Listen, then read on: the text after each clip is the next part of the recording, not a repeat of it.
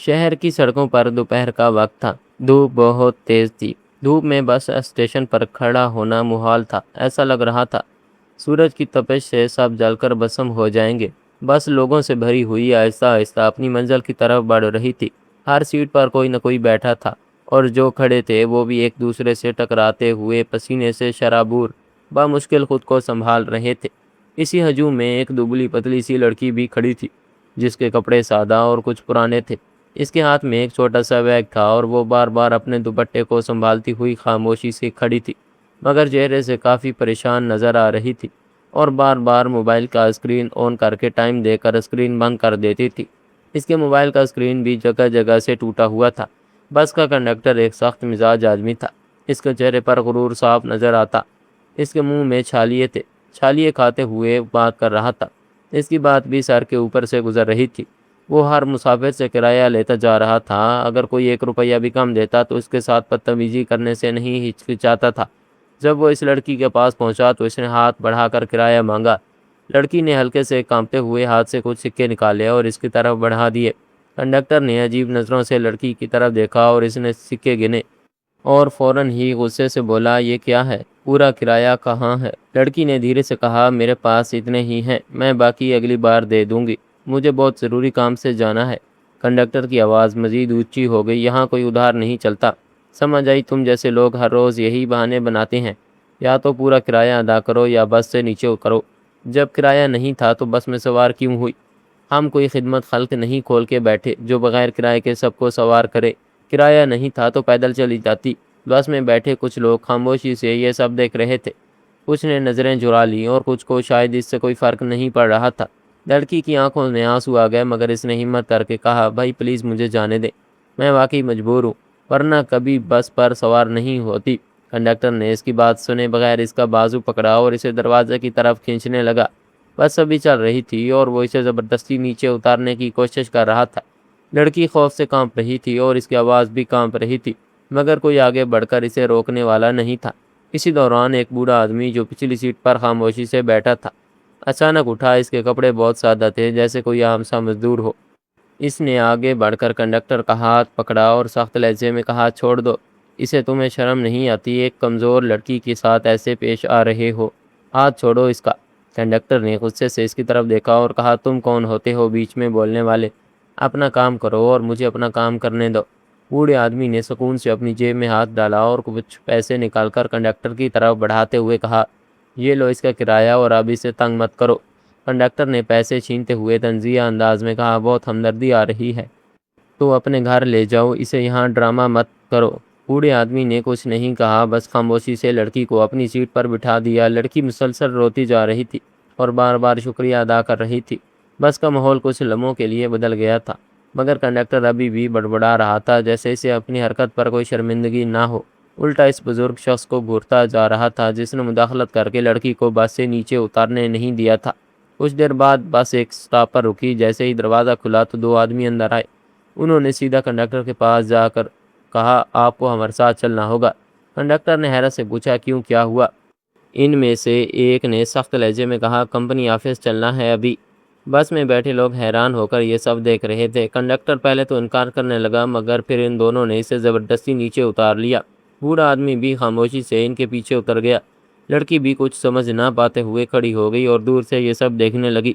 چند ہی منٹوں میں وہ سب ایک بڑی عمارت کے سامنے کھڑے تھے جہاں کمپنی کا آفس تھا۔ کنڈکٹر کے چہرے پر اب تک کی ساری اکڑ ختم ہو چکی تھی اور اس کی جگہ بے چینی نے لے لی تھی۔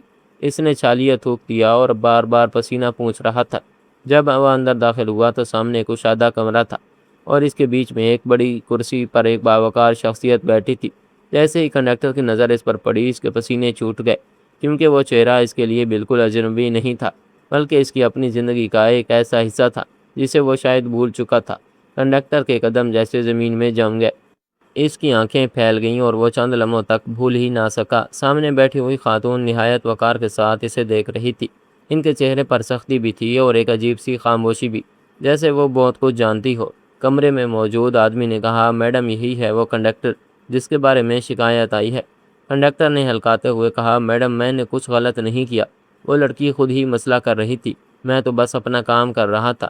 خاتون نے آہستہ سے کرسی سے ٹیک لگائی اور گہری نظر سے اسے دیکھا، پھر دھیرے سے بولی، تمہیں واقعی یاد نہیں آیا کہ تم نے آج کیا کیا ہے، یا تم ہر روز یہی کرتے ہو؟ کنڈکٹر نے نظریں جھکا لی، اس کے ہاتھ کانپ رہے تھے اور پیشانی پر پسینہ صاف نظر آ رہا تھا۔ اسی لمحے دروازہ کھلا اور وہی بوڑھا آدمی اندر داخل ہوا جس نے بس میں لڑکی کی مدد کی تھی۔ اب وہ پہلے سے زیادہ پراعتماد لگ رہا تھا۔ وہ سیدھا جا کر خاتون کے قریب کھڑا ہو گیا۔ کنڈکٹر نے اس بوڑھے شخص کو دیکھا تو غصے سے بولا، تم نے میری شکایت کی ہے نا؟ میڈم، یہ جھوٹ بول رہا ہے، آپ اس کی بات کا یقین مت کریں۔ مگر بوڑھا شخص اطمینان سے کھڑا رہا۔ کنڈکٹر نے حیرت سے اس کی طرف دیکھا، جیسے اسے یقین نہ آ رہا ہو کہ یہ سادہ لباس والا بوڑھا شخص اس کمرے میں اس طرح کھڑا ہے۔ خاتون نے اس بوڑھے آدمی کی طرف دیکھ کر احترام سے کہا، ابو آپ بیٹھ جائیں۔ یہ سن کر کنڈکٹر کے پیروں تلے سے زمین نکل گئی۔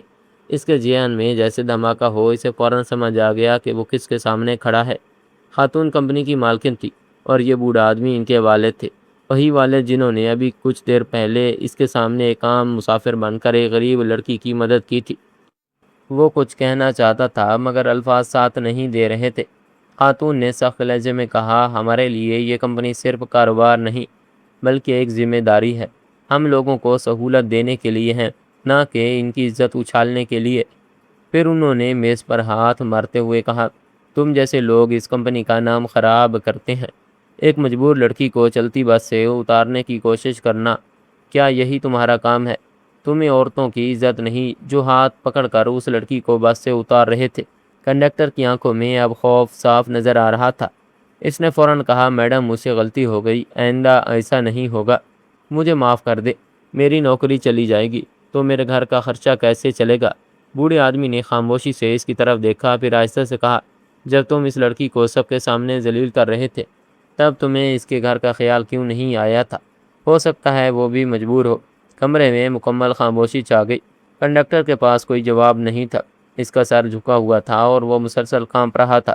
اس خاتون نے کہا، تمہیں اچھی طرح علم ہے کہ میں نے سختی سے کہہ رکھا ہے کہ اگر کسی کے پاس ٹکٹ کے پیسے نہیں تو انہیں تنگ نہ کیا کرو، مگر تم نے میری کسی بات کو اہمیت نہیں دی۔ ہماری اس شہر میں جتنی بھی بس سروسز ہیں ہم سب پر نظر رکھے ہوئے ہیں اور اب تک کہیں سے شکایت موصول نہیں ہوئی، جبکہ تمہاری بہت لوگوں نے شکایت کی۔ یہ پہلی بار نہیں ہوا، اس سے پہلے بھی تم نے بھرے بس میں کئی لوگوں کو سب کے سامنے بے عزت کیا۔ اب تمہاری غلطی ناقابل معافی ہے۔ وہ خاتون بہت غصے میں تھی۔ اسی وقت دروازہ دوبارہ کھلا اور وہ لڑکی بھی اندر آ گئی جسے بس میں بے عزت کیا گیا تھا۔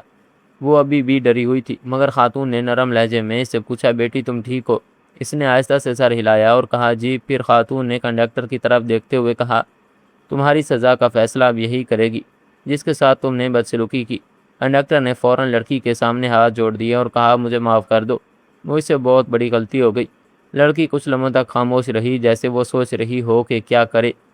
اس کے دل میں وہ سب لمحے تازہ تھے جب اسے سب کے سامنے ذلیل کیا گیا تھا، اور خاص کر جب اسے کنڈکٹر نے اس لڑکی کو ہاتھ سے پکڑا تو اسے بہت برا لگا، کیونکہ وہ شریف نیک لڑکی تھی۔ آج تک کسی غیر مرد نے اس سے اس طرح نہیں چھوا تھا۔ بس ایک ٹکٹ کی وجہ سے اسے اتنا کچھ سہنا پڑا۔ کمرے میں سب کی نظریں اس لڑکی پر جمی ہوئی تھی۔ وہ چند لمحوں تک خاموش کھڑی رہی، پھر اس نے آہستہ سے سر اٹھایا اور کنڈکٹر کی طرف دیکھا۔ اس کی آنکھوں میں نہ غصہ تھا نہ نفرت، بلکہ ایک عجیب سی سنجیدگی تھی۔ اس نے دھیرے سے کہا، اگر میں چاہوں تو آپ کی نوکری بھی جا سکتی ہے، مگر میں ایسا نہیں کروں گی۔ یہ سن کر کنڈکٹر نے حیرت سے اس کی طرف دیکھا، جیسے اسے یقین نہ آ رہا ہو۔ لڑکی نے بات جاری رکھتے ہوئے کہا، مگر ایک شرط ہے، آج کے بعد آپ کسی کے ساتھ ایسا سلوک نہیں کریں گے، خاص طور پر ان لوگوں کے ساتھ جو مجبور ہوں۔ کنڈکٹر کی آنکھوں سے آنسو نکل آئے۔ اس نے فوراً کہا، میں وعدہ کرتا ہوں میں کبھی ایسا نہیں کروں گا۔ خاتون نے لڑکی کی طرف دیکھ کر مسکرا دیا اور کہا، تم نے بہت بڑا دل دکھایا ہے، ہر کوئی ایسا فیصلہ نہیں کر سکتا۔ پھر انہوں نے کنڈکٹر کی طرف دیکھتے ہوئے کہا، تمہیں ایک آخری موقع دیا جا رہا ہے، اگر آئندہ کوئی شکایت آئی تو تمہیں فوراً نکال دیا جائے گا۔ کنڈکٹر نے سر جھکا کر شکریہ ادا کیا۔ اس کے چہرے پر اب وہ غرور نہیں تھا بلکہ ندامت تھی۔ بوڑھے آدمی نے لڑکی کے سر پر ہاتھ رکھا۔ لڑکی کی آنکھوں میں آنسو آ گئے، مگر اس بار یہ آنسو دکھ کے نہیں بلکہ سکون کے تھے۔ کمرے کا ماحول اب پہلے جیسا سخت نہیں رہا تھا۔ اے سی کی ٹھنڈک ہر طرف پھیل گئی تھی، جس کی وجہ سے ماحول پرسکون لگ رہا تھا۔ لڑکی آفس سے باہر نکلی۔ اس لڑکی کو ایسا لگا جیسے اس نے نہ صرف اپنی عزت واپس حاصل کی ہے ابھی کچھ دیر پہلے اس کی جس طرح بےعزتی کی گئی، اب وہی شخص اس سے معافیا مانگ رہا تھا۔ کنڈکٹر بھی خاموشی سے باہر نکلا اور اس کے قدم بھاری تھے، مگر اسے غلطی کا احساس ہو گیا تھا۔ اگر آج اس کی نوکری چلی جاتی تو یقیناً اس کے پیروں تلے سے زمین کھینچ لی جاتی۔ کبھی کبھی اگلے انسان کو احساس دلانا پڑتا ہے کہ وہ غلطی پر ہے، اسے جھنجھوڑنا جائے، تب تک اسے احساس نہیں ہوتا۔ اس کنڈکٹر کو جب اپنی روزی پر لات پڑتے ہوئے محسوس ہوا تو اس کی عقل ٹھکانے آ گئی اور وہ کس غرور اور اکڑ میں جی رہا تھا۔ ناظرین، اگر آپ کو آج کی ہماری کہانی اچھی لگی ہو تو ویڈیو کو لائک ضرور کریں، اور چینل پر نئے ہیں تو ہمارے چینل کو لازمی سبسکرائب کر دیں۔ ملتے ہیں اگلی ویڈیو میں، تب تک کے لیے اللہ حافظ۔